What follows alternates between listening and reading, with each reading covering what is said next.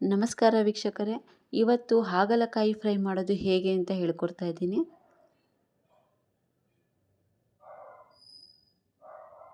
ನೋಡಿ, ಈ ಹಾಗಲಕಾಯಿ ತಗೊಂಡಿದ್ದೀನಿ ನಾನು. ಇದನ್ನು ಈ ಥರ ಕಟ್ ಮಾಡಿಬಿಟ್ಟು ಒಳಗಡೆ ಇರುವಂತಹ ಬೀಜಗಳನ್ನೆಲ್ಲ ತೆಗೆದುಬಿಟ್ಟು ಈ ಥರ ಎಲ್ಲ ಕ್ಲೀನ್ ಮಾಡಿಕೊಂಡು ಚೆನ್ನಾಗಿ ತೊಳ್ಕೊಂಡು ಇಡ್ಲಿ ಪಾತ್ರೆಯಲ್ಲಿ ಹಾಕಿಬಿಟ್ಟು ಬೇಯಿಸ್ಕೊಬೇಕು ಚೆನ್ನಾಗಿ. ಬೆಂದ ನಂತರ ಇದಕ್ಕೆ ಒಳಗೆ ಹಾಕುವಂತಹ ಮಸಾಲೆಯನ್ನು ಮಾಡ್ಕೊತಾ ಇದ್ದೀನಿ. 1 ಕಪ್ ಈರುಳ್ಳಿ, ಸ್ವಲ್ಪ ಕೊತ್ತಂಬರಿ ಸೊಪ್ಪು, ಉಪ್ಪು, 2 ಚಮಚ ಖಾರದ ಪುಡಿ, ಸ್ವಲ್ಪ ಮಸಾಲೆನ ಹಾಕ್ತಾ ಇದ್ದೀನಿ. ಹಾಗೆ ಸ್ವಲ್ಪ ಗರಂ ಮಸಾಲೆಗೆ ನಾನು ಸ್ವಲ್ಪ ತೆಂಗಿನಕಾಯಿ, ಶುಂಠಿ, ಬೆಳ್ಳುಳ್ಳಿ ಹಾಕಿಬಿಟ್ಟು ಮಿಕ್ಸಿಲಿ ಪೇಸ್ಟ್ ಮಾಡ್ಕೊಂಡು ಹಾಕ್ಕೊಂಡಿದ್ದೀನಿ.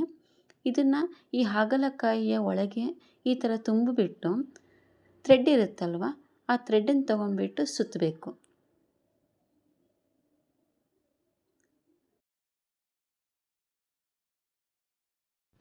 ನೋಡಿ, ಈಗ ನಾನು ಸುತ್ತುತ್ತಾ ಇದ್ದೀನಿ. ನೋಡಿ, ಈ ಥರ ದಾರದಿಂದ ಸುತ್ತಿದ್ರೆ ಮಸಾಲೆಗಳು ಆಚೆ ಬರೋದಿಲ್ಲ. ಹೀಗೆ ಎಲ್ಲ ಹಾಗಲಕಾಯಿಯನ್ನು ಥ್ರೆಡ್ಡಿನಿಂದ ಸುತ್ತಿಬಿಟ್ಟು ಜೋಡಿಸ್ಕೊಳ್ಳಿ.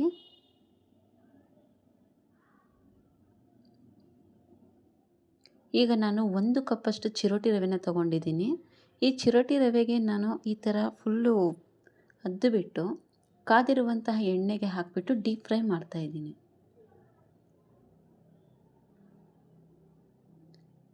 ಇದು ಯಾವುದೇ ರೀತಿಯ ಕಹಿ ಇರೋದಿಲ್ಲ. ನೀವು ಒಂದ್ಸತಿ ಟ್ರೈ ಮಾಡಿ ನೋಡಿ, ತುಂಬಾ ಚೆನ್ನಾಗಿರುತ್ತೆ ಇದರ ಟೇಸ್ಟು.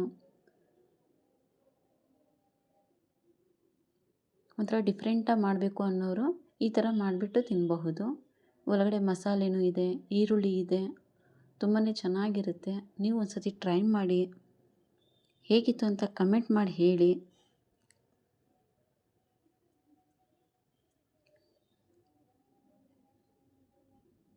ಇದು ಸ್ವಲ್ಪ ಚೆನ್ನಾಗಿ ಕಲರ್ ಚೇಂಜ್ ಆಗೋವರೆಗೂ ಡೀಪ್ ಫ್ರೈ ಮಾಡಬೇಕು. ನಾನೀಗ ಸೆಕೆಂಡ್ ರೌಂಡ್ ಹಾಕ್ತಾಯಿದ್ದೀನಿ.